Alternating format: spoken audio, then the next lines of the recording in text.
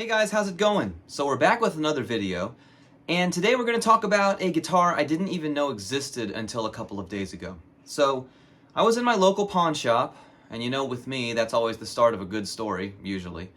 And I was looking at their guitars, I noticed they had a bunch of Gibsons, and then I noticed they had this one guitar hanging, and I couldn't tell what the brand was. It kind of looked like a Gibson, but it was beat to hell. It was in horrendous condition.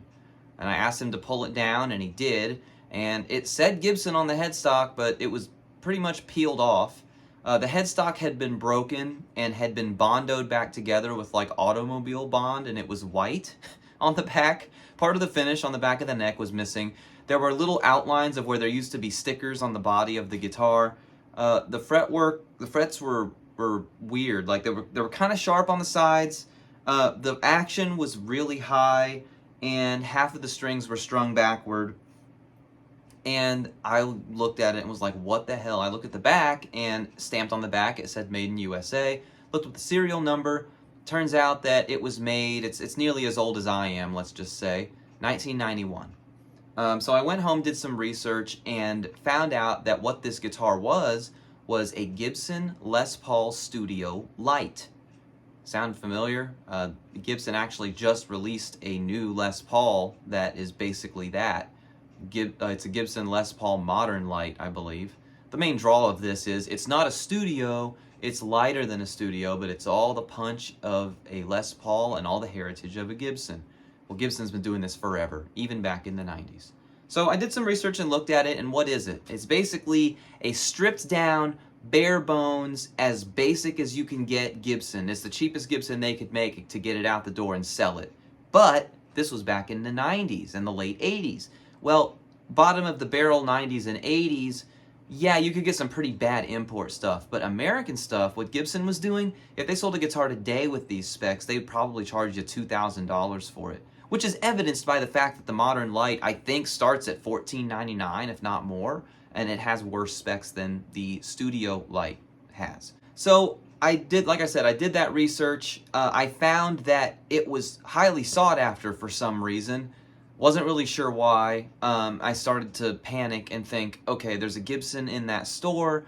He's got it at a low price. I think he had it up on the wall for $6.99, which you could almost get a tribute for that. So that's not really a great price. But from what I was reading, you know, people are really looking for these 91, you know, late 80s, early 90s of anything from Gibson, because they was the good wood era, as people call it.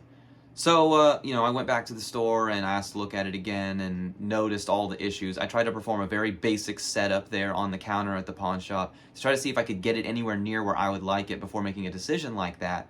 And the shopkeeper said, you know what, dude, just give me $200. So I did. Here it is. This is the Gibson Les Paul Studio Lite. And it is light. I'm not going to do that again. It is light. It feels a little heavier than my SG, my Gibson SG Special from '87, so I don't know if that's considered good wood era, but this shares some similarities to that if we talk about the specs on this guitar. So it's got two humbuckers, it's got the 490R, the 460R, but it has a 500T, which is weird. That's a higher output version than what Gibson would normally put in a Les Paul. These are open coil humbuckers. Comes with black chrome hardware, supposedly, that's what they're calling it. You've got these bell knobs, I guess is what I would call those. The finish is called transparent blue. Transparent blue. If you look at the back, it looks kind of like that blueberry. The fingerboard is made of ebony, which is why these are so sought after, is that the fingerboard is made of ebony. My '87 SG Special, which I can't really grab because it's behind me, also has an ebony board. And that's really nice. I really like that. If you move up to the headstock, you can really see what I'm talking about. Look at that Gibson logo. Isn't that sad? And when they did the headstock repair, they got some of that Bondo on the Gibson logo. So look at that. I don't know how to fix this, guys. Let me know if you have any ideas. I don't want to silk screen a new one because that would seem stupid. I don't know what to do. If we flip it around to the back, there you go. So they went to town on this. It almost looks like a whole bunch of the wood is missing when it broke off. That, I mean, look how much they used, and it's white, and they just left it like that. Some of the finish is missing right here as well, and that's kind of where that white came from up on the logo. Here's another interesting thing about this guitar and why it's so light. You can see there, the side, the thickness. It's about the same as my Epiphone Studio. It's a little thinner than my Gibson Les Paul Studio. But this one, so if you're familiar with weight relief, Gibson for the longest time, they just randomly would cut holes in the guitar bodies, which are made of mahogany, and then they would put a maple cap over the top of it, okay? And so what they would do is they would take random pieces out of it to make it lighter. Then they came up with this idea much later where they would chamber it. So they would have this like acoustic resonance inside the guitar where they would take out different pieces of wood in like a more structured fashion. There's also like the 9-hole method or the Swiss cheese method where they just drill big holes out of the body, pop the maple cap on top of it. With this one, they did a really, really weird thing, okay? So this is typical. It has a mahogany neck. It has a mahogany body with a maple cap. But here's the thing that makes this a Lite, other than, you know, the fact that there's no binding on the body or on the neck or anything like that. By the way, there's the tuners. Pretty cool looking tuners. They say Gibson on them. But they drilled out the holes for weight relief, and then they filled the holes with balsa wood. Isn't that weird? They called it chromite, but essentially it was balsa wood. If you've ever used balsa wood for anything, whether it's like a model or a bottle rocket set kit or a Pinewood Derby car or something, you know that balsa wood is incredibly light, incredibly airy. And I just think it's really weird that instead of leaving the holes empty, they decided to fill them in with balsa wood. I will say that it does give the guitar a unique weight. It doesn't feel quite as light as something like an SG. Somehow it doesn't feel as heavy as a Studio. I'm not really sure why. I think it's because the body's thinner and they use less wood. But that balsa wood thing is super weird. So yeah, that's what we've got going on here. Let's go ahead and put it on the workbench because this one is set up horrendously badly. All right, we're going to kind of get a closer look at this here now. So this is that transparent blue, and you can see all of these circles. There apparently were Star Wars stickers all over the guitar, and that's really a damn shame. This isn't going to be something that can really be fixed because the stickers, I think, were on here for a really long time. It's really, really hard to tell on camera, but there's a huge color difference between the part that wasn't covered and the part that was. I don't know what I'm going to do about that. I don't know. We'll just have to see. But you can see there's more spots where that happened. You know, there's a bunch of gashes all over it too, but that's okay. I'm $200 Gibson. The pots are really, really, really scratchy. They don't work too good. And then if we look here, the pickup is like recessed into the body over on this side, and this pickup is just kind of loose in there. So that's going to need some work. If you look at the action getting down here, it's like 1,000 feet in the air on this guitar. Okay, and I tried dropping the bridge, and if I got it too close, it was choking out. So you can also see here that the fingerboard is kind of coming up off of the neck as well. Again, for $200, this is all fine, in my opinion. There's that really nice ebony fingerboard. If we look at the fret wear, honestly, this isn't that bad compared to some of my other guitars. Again, this is a 1991. My 04 Telecaster has way worse fret wear than this. There's that truss rod cover. You can see here that they actually strung it wrong. And you know what's weird? That Maestro that we reviewed on this channel that was set up, the worst setup guitar I'd ever seen, came from this same shop.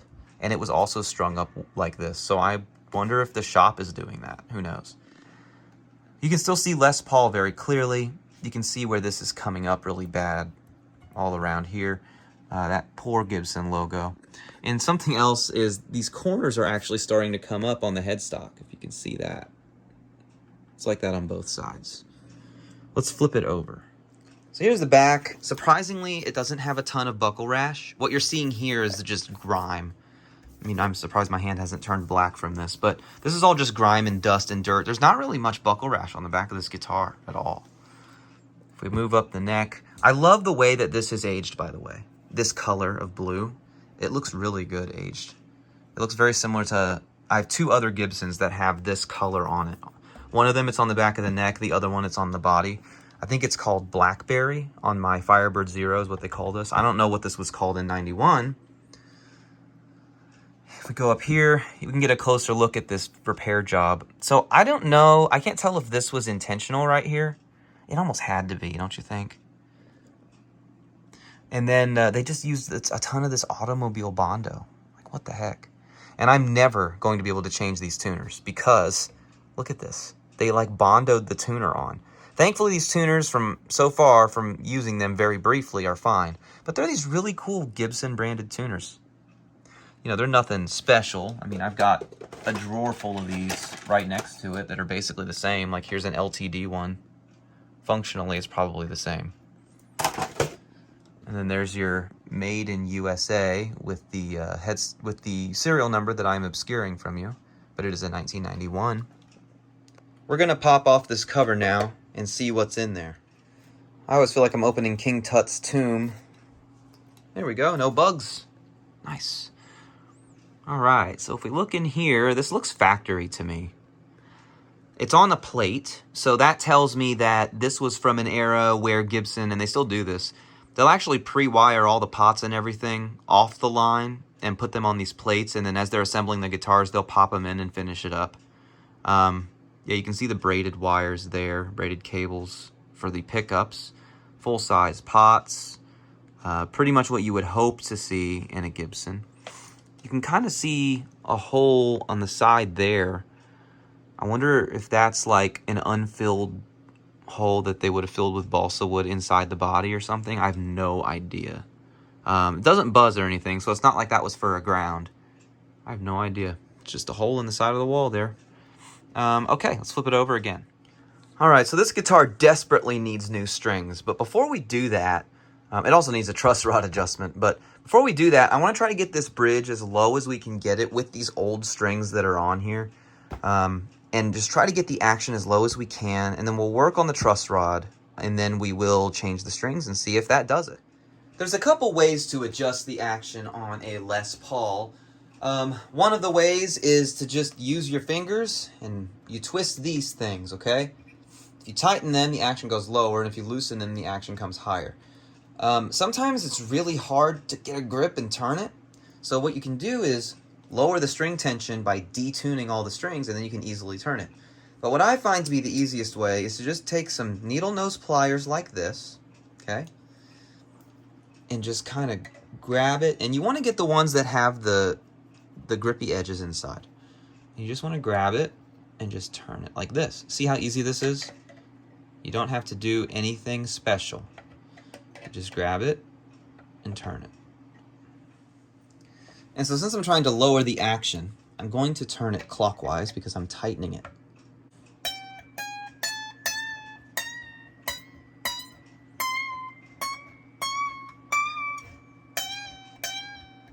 And it's still not choking out, so that's good. I can tighten this top one even more, so let's do that.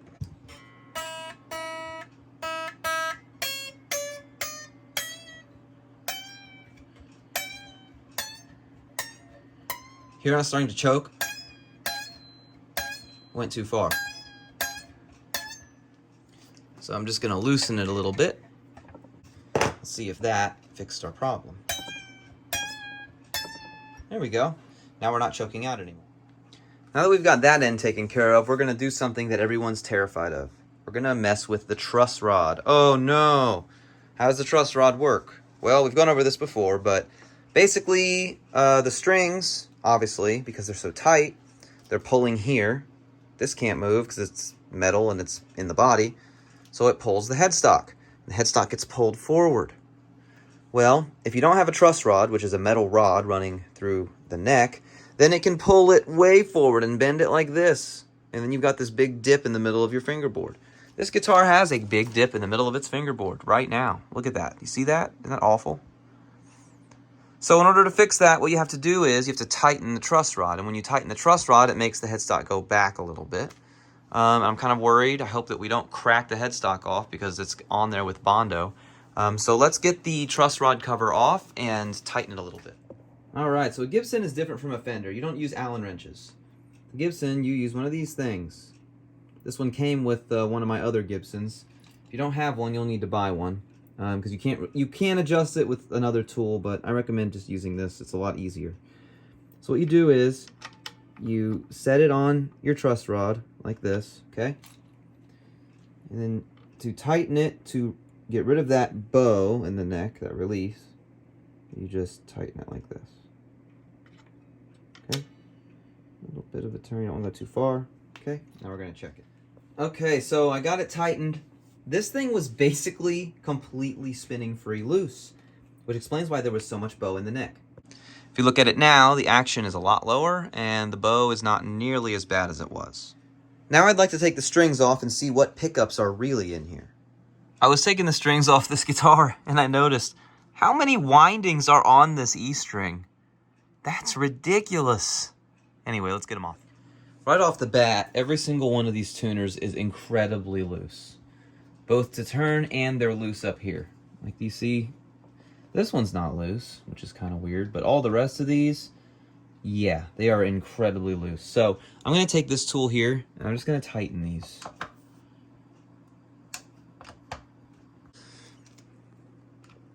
Now we're going to tighten these a little bit. I don't want to go too tight, because if I go too tight, then they'll be really hard to turn, and we don't want that. All right, let's go ahead and look at the body. Oh yeah, I pulled the bridge and tailpiece off, and look at this deliciousness down here. I mean, that is some, oh boy, that is some caked on yuck in there. And look at the wood here is just ripped. It's just, I don't get it, man. I don't understand how somebody could take such terrible care of their guitar.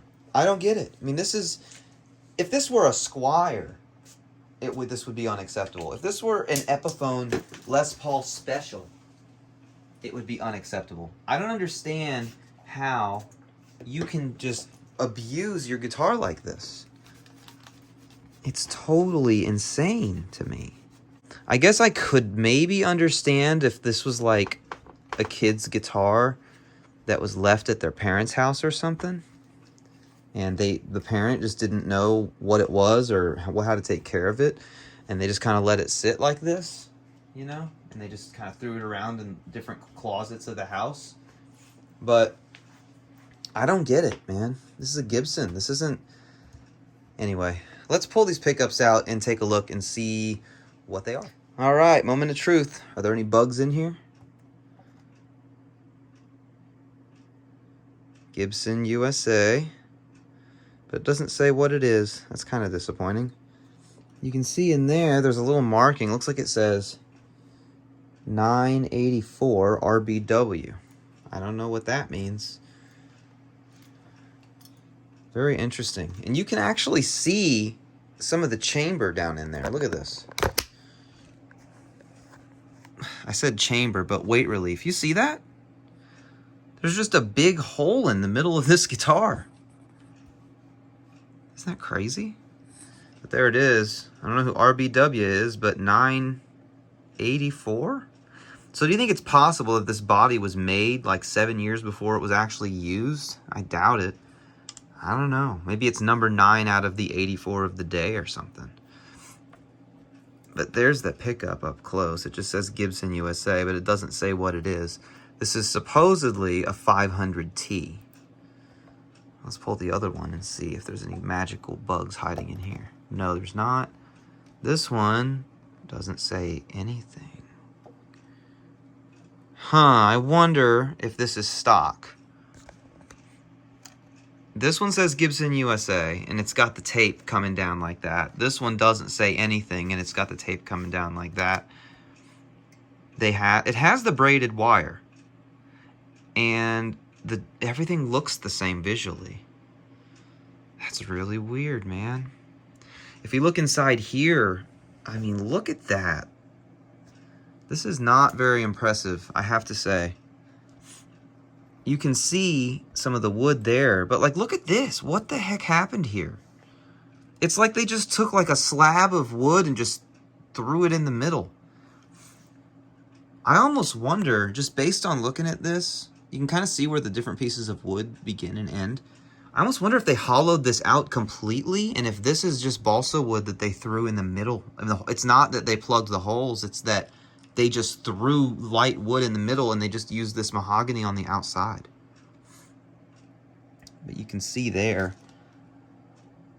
pretty good. And I can't really tell what that says. It looks like it says TB something. TTB something. I don't know. I am not impressed. I'm not going to say it's a deal killer because I think the whole tone wood debate thing is stupid, but yeah, that's surprising and a little bit disappointing. I thought it was going to look a little bit nicer in there, and it just doesn't. It looks, I mean, that's just bad right there. What the heck happened? Ugh. That's okay. I mean, I'm not a $200 Gibson. Keep telling yourself that. This costs less than an IYV Les Paul to me. So yeah, let's raise the pickups a little bit and put some new strings on. I got the fingerboard all cleaned up. Something that I noticed though when I was putting the bridge back on, I realized that they also had the bridge on backwards, which, God, I hate that. But look, and it was on backwards for a long time because look at how deep the groove is on what's supposed to be the high E string. You see how worn that is? And then if you look at the low E string, it's real thin. They had the bridge on backwards for a really long time. That's just unforgivable, man. I normally string all of my Les Pauls with 10s, but because this is a studio Lite, I want to try 9s. I never put 9s on a Les Paul, so I want to try it and see how it does. So let's get some 9s on here, and then we'll get this pickup height situated. All right, so this is going to be kind of a hard angle to get right here for the camera. I got the 9s on it, and what we're going to do now is we're going to raise the pickups. So to make the pickups go higher, you tighten the screws. There's a screw on either side of the pickup. I have the camera down like this because I want you to see as the pickup raises up. I want you to see how close it is to the strings. So when I do this, what I like to do is I like to put my finger and fret the last fret, okay? This is an unscientific way of doing this, by the way. But I like to fret the last fret and then make sure that the pull pieces aren't touching, obviously, and leave about that much of a gap when it's the last fret is fretted. Just about like that. So that obviously means that anywhere else I fret, I'm not going to be touching. This is the closest the string will ever be to the pull piece, and it's good. All right, we're going to do the same thing. This pickup right here. I'm going to fret the last fret, okay? And then I'm going to tighten this screw first.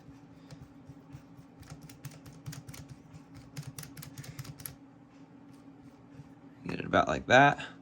Again, there are guys who will like measure this and be like, oh, it has to be a certain number of millimeters from the string, but I don't do that. So that's almost touching, so we're going to actually back it down a little. There. I think we're good there.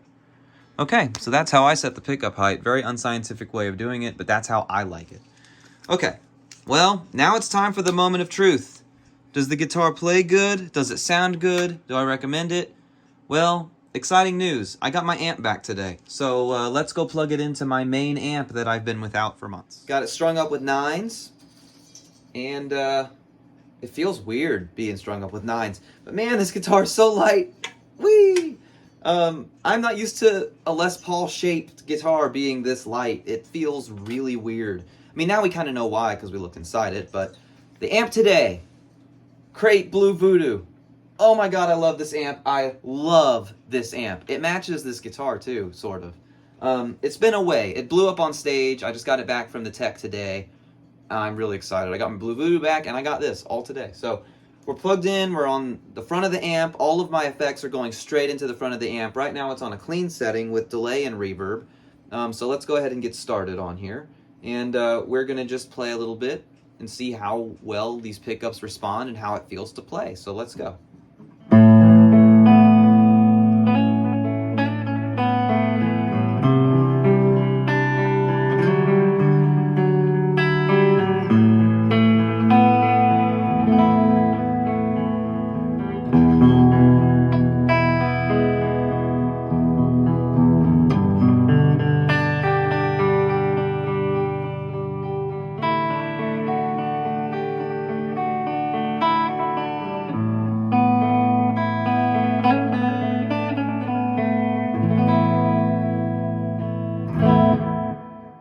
That sounds absolutely as good as it could possibly sound, honestly. I can't think of a guitar that sounds better than that. What I mean to say is, I take any of my other guitars that cost 10 times as much as this, and it will sound as good as that just did. Don't know that it can sound better than that on a clean neck.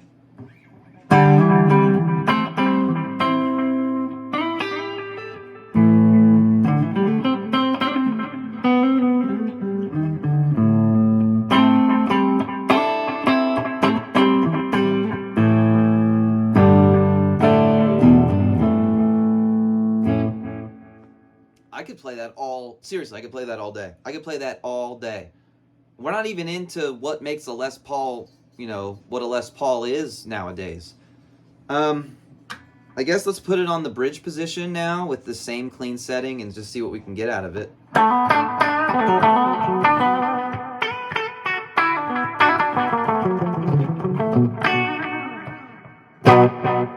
That's very loud, very honky, very dynamic though.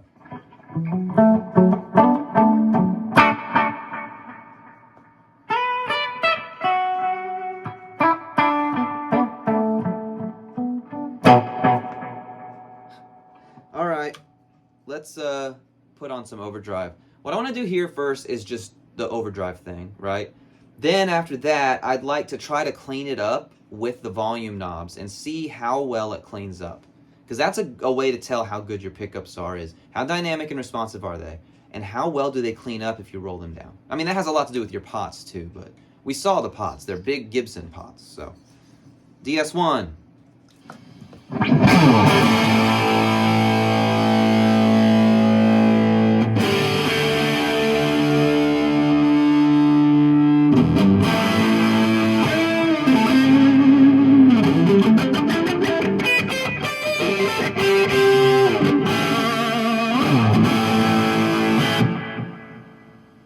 Wow, that's the neck pickup. Let's go to the bridge pickup though. That's what this is all about. Les Paul, DS1 into the Crate Blue Voodoo. Here we go.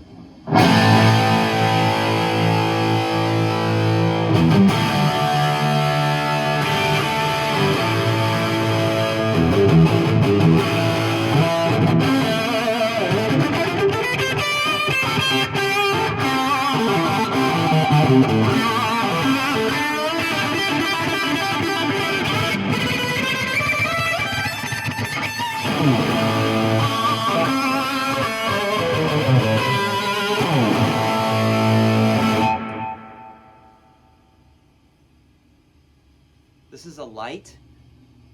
That sounds full fat to me, man. That sounds awesome. It's humongous.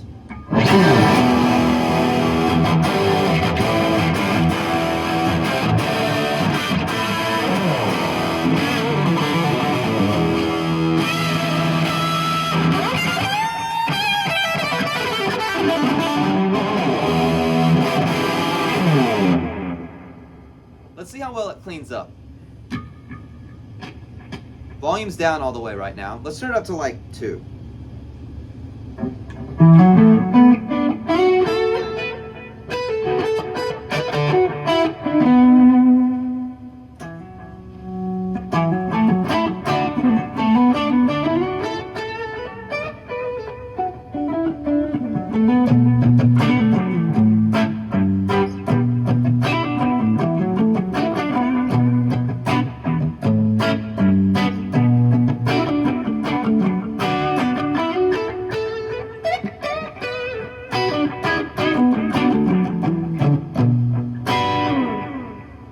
Cleans up amazingly well.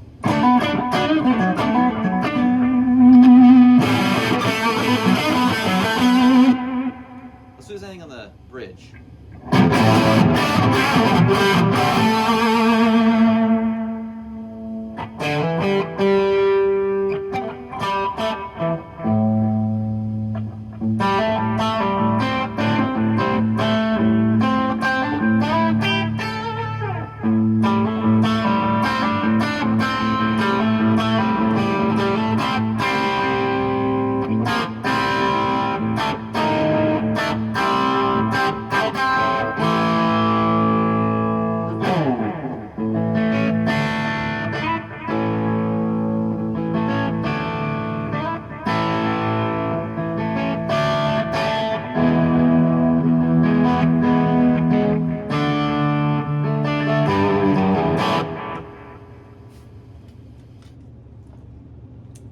mind-blowing, guys. I mean, let's do one more thing. I've got this really cool dumbler. I think it sounds really cool.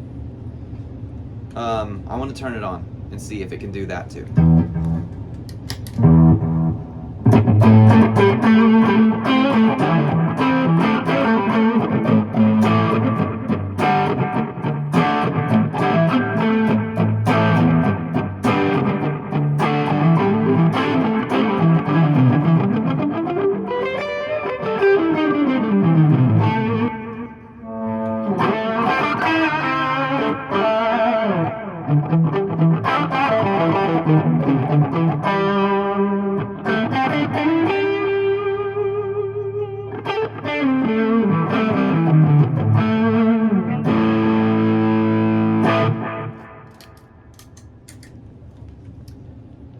Wow.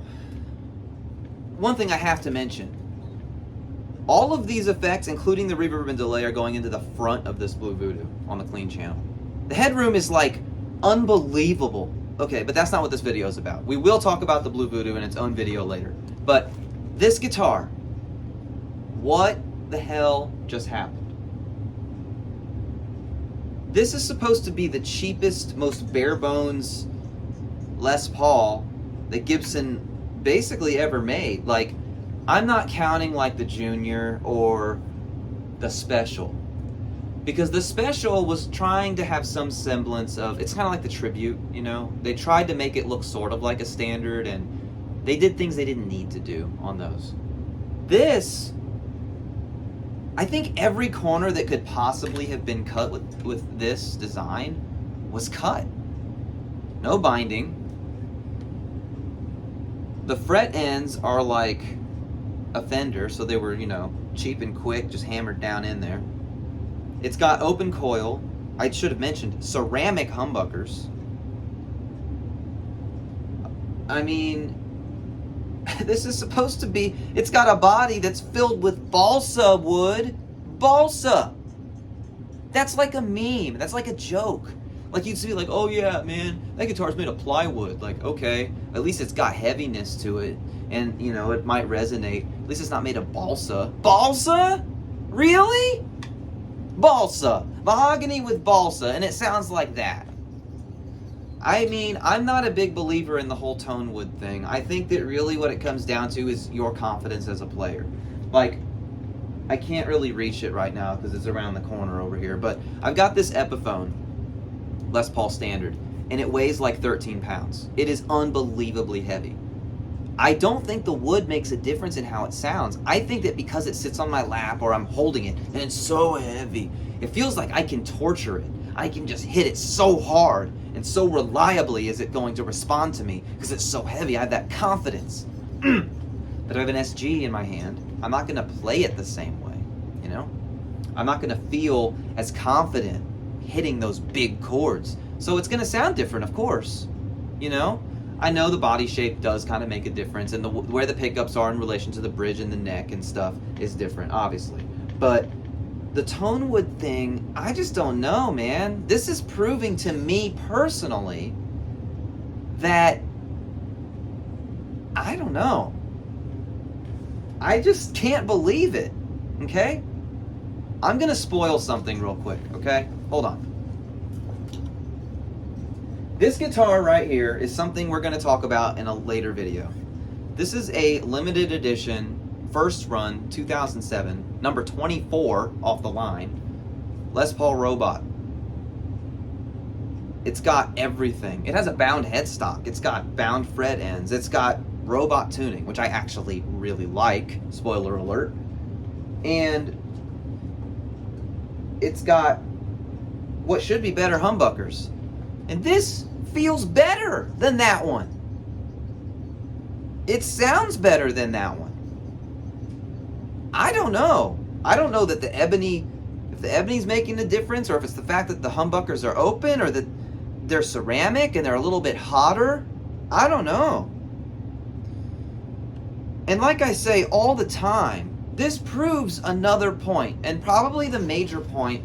Obviously the point of this video wasn't, if you see a Les Paul Studio Lite for $200, buy it, because obviously you should. That's not even a question, and you're probably not going to find one for that. If you do, that's awesome. But point of the video is this. When I got this guitar, it was a piece of shit, okay? It played horrible.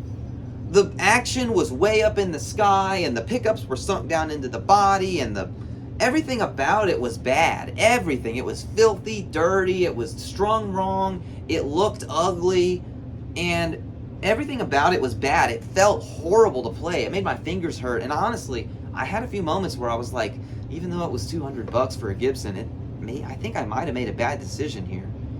But after setting it up, and you saw what we did, now it feels, plays, and sounds as good as any of the other Gibsons that I've got, which is shocking. I thought that the end of this video was going to be like, stay away from this one. But first of all, this model is amazing. And second of all, if the wood is good, that's all that matters.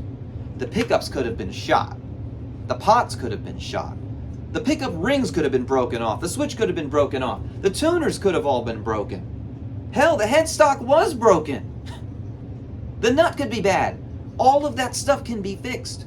Or get it in the hands of a competent person like yourself, and there you go. You got yourself a player. When you go buy guitars at pawn shops, usually they don't know what they're doing. Usually they don't know how to set up a guitar. They don't know what they have. They don't understand. If you have a little bit of know-how and are willing to put in a little bit of work, you can get something really nice like this for not very much money. Even for what he was asking for this, which I think was $6.99 originally, that would have been worth it if it was in this condition right now, okay? The condition it's in at this very moment after I set it up, it's probably worth that, honestly. People really want these because of the ebony fingerboard and the fact that it's a 90s model and all that stuff. And just the collectability factor of it makes it worth probably what he asked for it. But I don't know, man. I'm really happy about this. I really like this guitar. I'm really excited. So I hope you enjoyed this video and going on this journey with me with this guitar, as you do with all of my other guitars. And I just want to thank you guys so much for being here. You know, you guys make all of this worth it. Having these amps like the 5150 and this crate and this Line 6 and this guitar and these guitars all around me and everything. A lot of the stuff is because of you guys, you know, and I just want to thank you. I can't wait when I get something like this to show you. I also can't wait to show the people in the Discord, which you're more than welcome to join. There's a link in the description below for that. I sent a picture of this. As soon as I got home, I set it in my stand and boom, I sent it out. I was like, guys, look what I got. I'm so excited to fix this thing up and get this thing ready to show everybody. So there you go. Thank you very much for watching. Please like and subscribe. See you next time, and keep on rocking.